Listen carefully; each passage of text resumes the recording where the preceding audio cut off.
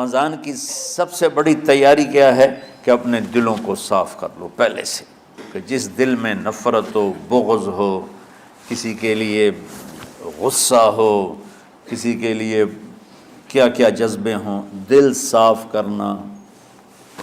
ہمارے گھروں میں روزانہ جھاڑو ہوتا ہے، یہاں مدرسے میں روزانہ صفائی ہوتی کہ نہیں ہوتی؟ چونکہ دنیا کی اصل گندگی ہے تو جھاڑو ہاتھ سے نہیں چھوٹ سکتا۔ حرم شریف میں دیکھا کیسے چاروں طرف خدام پھر رہے ہوتے ہیں برش لے کر، تو دل پہ غبار ایسے آتا ہے جیسے صحن میں غبار آتا ہے، دل پہ گندگی ایسے آتی ہے جیسے صحن میں آتی ہے۔ تو ہم نے نظام بنایا ہوا ہے، لوگ وہ کر رہے ہیں، وہ روزانہ جھاڑو دیتے ہیں۔ تمہارا دل ایک آنگن ہے، ایک صحن ہے، اس میں بغض، نفرت، حسد، پتہ نہیں کیا کیا گندگیاں آئیں گی اور آتی رہیں گی۔ بچوں ایک کام کرو، جھاڑو پکڑ لو، صاف کرو۔ یا اللہ معاملہ تجھ سے کرنا ہے، لوگوں سے نہیں۔ کسی نے برا کہا، کسی نے غیبت کی، کسی نے گالی دی، کسی نے دھکا دیا، کسی نے حق مارا، کسی نے کچھ کیا، یا اللہ تیرے سپرد میں نے اپنے دل کو سب سے صاف کیا، میں نے اپنے دل کو سب سے صاف کیا۔ یہ اتنی بڑی عبادت ہے کہ بڑے بڑے نفلوں والے، تہجد والے، حج عمرے روزے والے تمہیں نہیں پکڑ سکیں گے، چونکہ اس کا کرنے والا دنیا میں کوئی نہیں ہے۔ نفل پڑھنے والے تو بے شمار ہیں، عمرے کرنے والے بے شمار ہیں، علماء بے شمار ہیں، حاجی بے شمار ہیں، سخاوت کرنے والے بے شمار ہیں، لیکن اس ٹکڑے کو صاف کرنے والا لاکھوں میں ایک بھی نہیں ہے۔ مشکل کام ہے، آپ یہ سیکھ لیں، صاف کرو، صاف کرو، صاف کرو۔ یہ رمضان کی سب سے بڑی تیاری اور علم کو حاصل کرنے کی سب سے بڑی چابی ہے کہ اپنے دل کو کھلا کر لو۔ کوئی چیز خالی ہوگی تو کچھ آئے گا۔ جس دل میں بغض بھرا ہو، نفرت بھری ہو، حسد بھرا ہو، کینہ بھرا ہو، اس میں خاک آئے،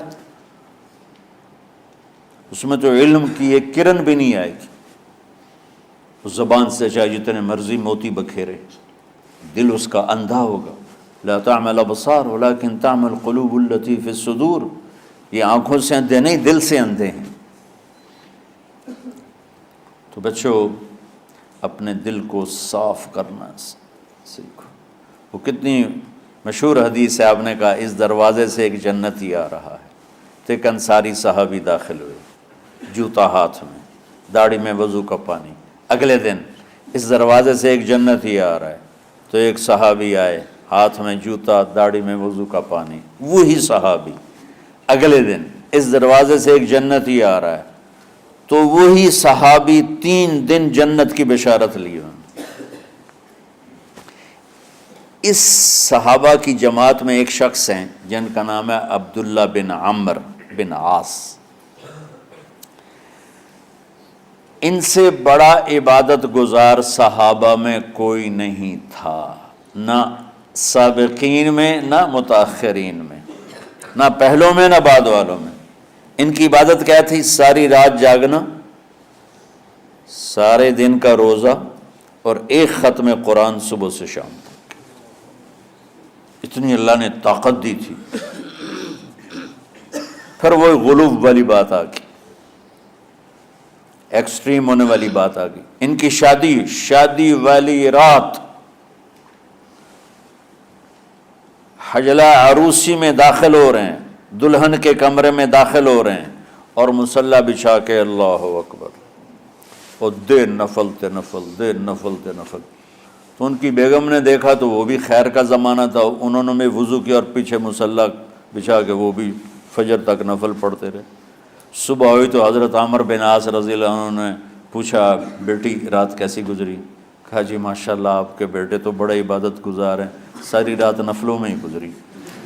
تو وہ ان کو شکایت کر دی۔ حضرت عمر بن عاص کو اتنا غصہ چڑھا، وہ بیٹے کو تو کچھ نہیں کہا، کتنی حکمت کی بات ہے، سیدھے گئے اللہ کے نبی کے پاس، یا رسول اللہ یہ عبداللہ دیکھیں کیسا نادان ہے، اس کی شادی کی ساری رات نفل پڑھتا رہا۔ تو آپ کہتے ہیں ماشاءاللہ ماشاءاللہ کتنی بڑی بات ہے۔ نفلوں میں گزر گئی، رات بھی نفلوں میں گزر گئی. ڈانٹا کہ تو نے مہینے میں 3 دن روزے رکھنے ہیں، بس اس سے زیادہ نہیں رکھنے، اور ہفتے میں 1 قرآن ختم کرنا ہے. کہا یا رسول اللہ میرے اندر طاقت زیادہ ہے. پھر اچھا 15 دن روزے رکھنے، کہ نہیں میرے اندر طاقت زیادہ ہے. آپ اس کو تھوڑا تھوڑا کر کے گھٹاتے رہے، اور وہ ہر دفعہ نہیں یا رسول اللہ میرے اندر طاقت زیادہ ہے. تو آخر میں آپ نے کہا اچھا چلو صوم داؤدی پہ آ جاؤ، 1 دن روزہ رکھو، 1 دن افطار کرو، اور 3 دن سے پہلے قرآن ختم نہیں کرنا. تو آپ نے اس کو پیچھے کیا.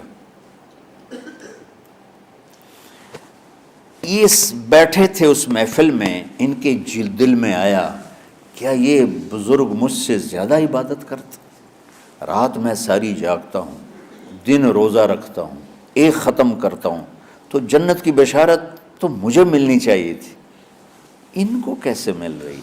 یہ کسی کتاب میں نہیں لکھا کہ یہ ان کا جذبہ تھا، لیکن جو کہ میں ان کی سیرت کو جانتا ہوں تو مجھے خیال آتا ہے کہ ان کی نفسیات میں یہ بات آئی ہوگی، چونکہ صرف انہی کو خیال آیا کہ میں جا کے دیکھتا ہوں کہ یہ بزرگ کیا کرتے ہیں.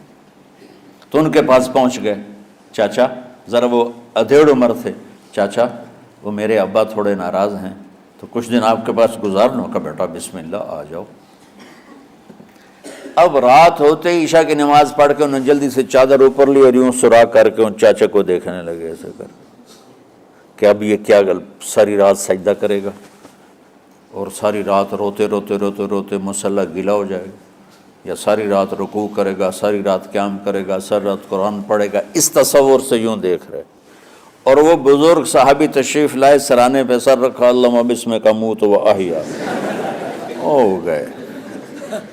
اب یہ دیکھ رہے ہیں ابھی اٹھیں گے، ابھی اٹھیں گے، ابھی اٹھیں گے. اٹھے نا، فجر کی اذان پہ اٹھے. اب یہ تو حیران پریشان ہو گئے کہ یہ کیا ہو. اس زمانے میں تو منافق تہجد نہیں چھوڑتے تھے ڈر کے مارے کہ پتہ نہ چل جائے ہمارے کفر کا. تو یہ چاچا جنت بھی لے گیا تو